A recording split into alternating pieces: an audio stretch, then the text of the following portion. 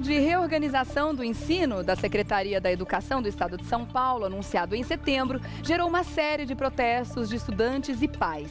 Isso porque a proposta previa o fechamento de várias escolas, que seriam disponibilizadas para outras funções na área da educação. A Secretaria da Educação do Estado de São Paulo anunciou no dia 23 de setembro uma nova organização da rede estadual de ensino. O objetivo era separar as escolas para que cada unidade passasse a oferecer aulas de apenas um dos ciclos da educação a partir de 2016. A proposta gerou protestos de estudantes e pais porque previa o fechamento de 93 escolas, que seriam disponibilizadas para outras funções na área de educação. Os estudantes ocuparam as escolas em protesto contra a reestruturação e, na semana passada, começaram a protestar nas principais ruas da capital paulista. Na sexta-feira, dia 4 de dezembro, o governador decidiu suspender o projeto 42 dias depois de seu anúncio. Alckmin disse que irá dialogar com pais e alunos e que os estudantes permanecerão em suas unidades em 2016. Após o anúncio da suspensão do projeto, o secretário da Educação do Estado de São Paulo, Hermann Volvart, pediu para deixar o cargo. E a polêmica em torno desse projeto é o tema de hoje do Revista da Cidade. Vamos falar sobre isso hoje, com certeza. Já estamos discutindo o tema da semana que vem, inclusive, né, doutor? Fofocando aqui, né? Falando mal dos outros, Os né? bastidores da política. Falando mal de políticos. Mas tá difícil só encontrar político para falar bem, né? Não tem, tá né? Difícil. Tá difícil. Passar na peneira não passa todo mundo, não fica ninguém. Querido, vamos falar sobre essa questão dessa reestruturação que foi proposta. O assunto começou em setembro, a gente ainda não havia falado sobre isso aqui no Revista, mesmo porque muitos capítulos estavam sendo desenhados, escritos em cima dessa história. Então, como agora o governo resolveu voltar atrás na reestruturação, é hora da gente falar, mesmo porque os estudantes não voltaram atrás nos protestos, né, doutor Eduardo? Regiane, é pátria educadora, né? Estamos longe dessa realidade, né? Você vê que é uma situação bastante, no mínimo, estranha. Um amigo né? meu quisera ser assim, né? Eu falo que o Brasil é esquisito, as pessoas falam, mas como assim o Brasil é esquisito? É estranho, porque são assuntos que são tratados da noite para o dia, como se você estivesse fazendo uma compra em supermercado, né? Ou seja, não é bem assim. É óbvio que eu tenho restrições em relação a fechamentos de escolas, porque escola foi feita para manter as portas escancaradas, né? E não para fechar a escola, é o contrário, ou seja, o processo. Agora, do outro lado... E a expectativa que a gente tem com o crescimento da população é que escolas sejam abertas, né? Completamente. E não mais escolas, né? E você tem mais estrutura. E na escola você tem tantas atividades que você pode fazer, né? Tantas, eu digo, porque a escola ela foi feita para duas coisas: desenvolver, proporcionar a cultura e o conhecimento. Com biblioteca, com esporte, seja lá de que forma, é um entretenimento, mas no sentido de cultural, claro, né? Associado ao ensino. É óbvio.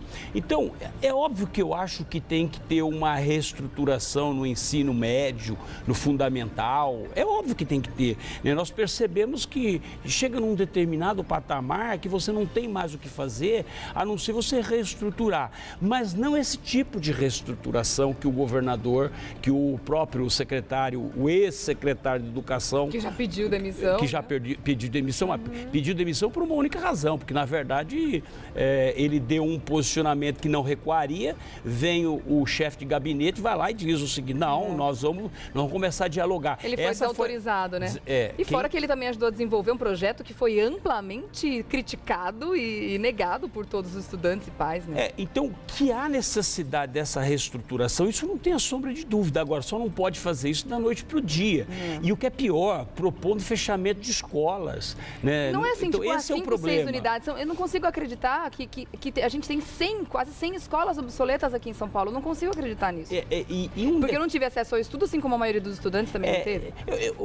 Eu acho que essa polêmica que foi levantada em relação à reorganização, ela abriu várias frentes. Eu acho que isso serve para você, na verdade, recuar, que eu sempre digo, que você quer aumentar o seu ângulo de visão, você recua para poder começar a trabalhar. Então, eu acho que toda essa confusão, toda essa história que se desenhou nessas últimas semanas, ela serviu para poder criar um alerta, ou seja, chamar a atenção do governo do Estado, o Alckmin, né? E ao mesmo tempo trazer a questão do sindicato, que é a APOESP também, que está sempre criando problemas, né? Ou seja, o sindicato dos professores, que é obviamente essa questão faz da APOESP e faz dos alunos instrumento de manobra, você sabe disso, né? Política, e isso é muito ruim, isso não é bom para ninguém, né? Sobretudo para quem está no último ano e está prestes a se formar, porque esses protestos, essa greve que foi gerada, esse mal-estar que ocorreu, só prejudica uma única pessoa, ou seja, os alunos. Porque você imagina quem está no último ano prestes a passar para a faculdade, pode perder um ano de faculdade. Então é óbvio que só tem prejuízos nessa história toda. Mas eu acho que ela serve para uma única coisa, para você refletir. Ou seja, precisamos encarar essa reestruturação. Como ela vai ser feita? Tem que ser discutida. Não pode fechar escola, é proibido fechar escolas. Isso é uma coisa que não se fala em matéria de reestruturação. Né? Então eu acho que ela tem que ser repensada, ela tem que ser reanalisada. Eu acho que há um prejuízo substancial para os alunos, mas sobretudo para os professores também. Porque imagina há uma desestrutura familiar quando você fala em reestruturar a escola, mudar o seu filho, né, o filho daquela pessoa que depende da escola, para uma outra escola talvez mais distante. Então há todo um desajuste familiar. Essa é a razão pela qual você não pode, obviamente, fechar uma escola. E você muda tudo, você tira o seu filho daquele contexto em que ele já está acostumado, familiarizado, os professores, os alunos, os colegas, né, a própria estrutura, né, física da escola, vai ser tudo diferente. Pode ser detalhe, mas isso tudo também conta, como você falou, nessa desestruturação da família. Não, isso não tem sobre. O governo ele tem que, na verdade, fazer todo um ajuste, uma reorganização, sem criar um temor, né, ou sem fragilizar a família. A família já está fragilizada com tudo que está acontecendo no país. E aí, de repente, você fala assim, e agora? Como é que eu vou fazer? Meu filho não vai mais estudar nessa escola. Meu filho vai estudar a 2, 3 quilômetros distante daqui. Muitas vezes irmãos estão sendo separados, cada um indo para uma escola, quer dizer, cria uma dificuldade ainda maior. Então, essa é a questão. É óbvio, a reestruturação proposta, ela é uma reestruturação interessante, porque é justamente você fazer a separação do ensino do pré-escolar, dessa primeira fase, da segunda fase, do fundamental, enfim. Então, há uma coerência nessa reestruturação, mas é a forma que se impõe na questão da reestruturação. Né? E aí cria o quê? Cria toda essa situação temerária. Eu acho que tem uma falta de... uma insatisfação, na verdade, que está sendo mostrada com esses protestos todos dos estudantes, porque é claro que eles estão protestando com relação a esse tema principal, né?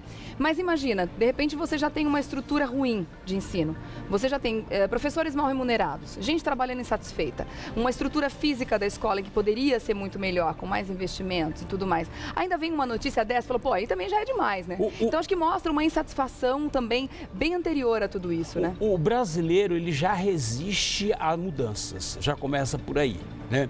E eu sempre digo o seguinte, se esse projeto fosse realmente excepcional, prioritário para a educação, o próprio governador não teria recuado. Né? Ou seja, quando a coisa é boa, é óbvio, não há questão de recuar. A questão de você avançar e mostrar para a sociedade o quanto isso será benéfico no dia de amanhã.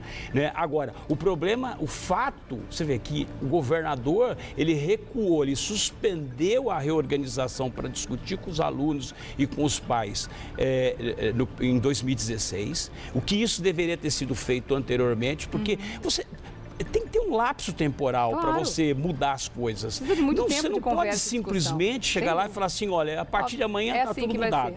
Ou seja, então não é por aí. Para a gente encerrar, doutor Eduardo, eu queria só que você falasse a respeito desses protestos que estão acontecendo na cidade de São Paulo e o fato deles não terem voltado atrás nos protestos, mesmo com o governador voltando atrás na proposta. Duas questões há de ser colocadas. Primeiro, que eles querem o cancelamento da reorganização, da reestruturação. tá? Eles não querem mais a suspensão, eles exigem o cancelamento. O governador já anunciou que vai cancelar e vai começar, ou seja, vai refazer toda essa reorganização a partir de 2016. Tá? E a questão dos protestos é o que eu digo, um aluno, né, um adolescente, ele pode ser instrumento de manobra dos sindicatos, do MST, como agora o MST também já também, né? anunciou apoio aos estudantes. E ajudou a ocupar algumas escolas. E essa questão de tomar as avenidas, as principais avenidas de São Paulo, que entra a polícia para reprimir, ou seja, para impedir que isso aconteça, e aí há os confrontos, né? Há os confrontos não só ideológicos, mas a questão política, há uma questão, porque eles acham que os alunos são utilizados como instrumentos políticos, então aí todo mundo começa a fazer conjecturas, né? Ilações pensando isso ou pensando aquilo. Na verdade, o que eu acho que o governador tem que fazer é realmente, nesse momento, recuar, pensar numa reestruturação a médio e longo prazo e aí sim, fazendo um trabalho de conscientização dos pais, né, não criando nenhum temor e fragmentando a família sobretudo, porque você sabe, né? Ou seja, o ensino é a base de uma família. Quando a família percebe que pode perder isso, é óbvio que ela reage imediatamente. O ensino é a base de uma nação, né, doutor Eduardo? Isso a gente nenhuma, sempre né? bate nessa tecla aqui, quem assiste a revista sempre sabe o quanto a gente sempre fala a respeito disso, que a educação é a base de tudo. Se a gente não tem uma geração toda bem educada, é uma geração toda perdida. A ignorância só favorece uma classe. Aquela que está fazendo bobagem. Exatamente. Vários anos só seguidos. Favorece a classe política, não favorece mais ninguém. Tá difícil. Então você tem que realmente, é o que eu sempre digo, educação é algo prioritário numa nação. Se uma nação quer se desenvolver, se uma nação quer chegar ao ponto máximo, ao ponto realmente de desenvolvimento, tem pretensões de criar um futuro, ou pelo menos criar uma perspectiva de futuro melhor, a educação é o único caminho, não existe outro. Né? Ou seja, você pode criar trabalho, você pode criar frentes de trabalho, pode criar qualquer outra coisa, mas sem educação você obviamente só estimula a criminalidade. Isso não tem a sombra de dúvida. Então eu acho que esse é o ponto. Agora tem que repensar, né? Tem que fazer a coisa com planejamento, não pode fazer da noite para o dia, porque senão não dá o que deu. Né? Então agora o governo tem que recuar. Eu sinto que a gente vai voltar a falar sobre esse assunto ainda aqui no Revista, porque a história ainda não acabou. Muito ainda. E muita coisa ainda vai acontecer. E durante décadas. Ai, meu Deus, é verdade. Olha, para continuar fazendo contato com o doutor Eduardo, através das redes sociais, vai lá pro Facebook, dá uma curtidinha em Eduardo César Leite. Terça-feira que vem a gente está aqui de novo. Se Deus quiser. Nosso último encontro do ano. Não, semana que vem, sim. Terça-feira. Terça-feira, o último, né? o último do ano. Aí a gente se encontra em 2016. Esperamos 2016.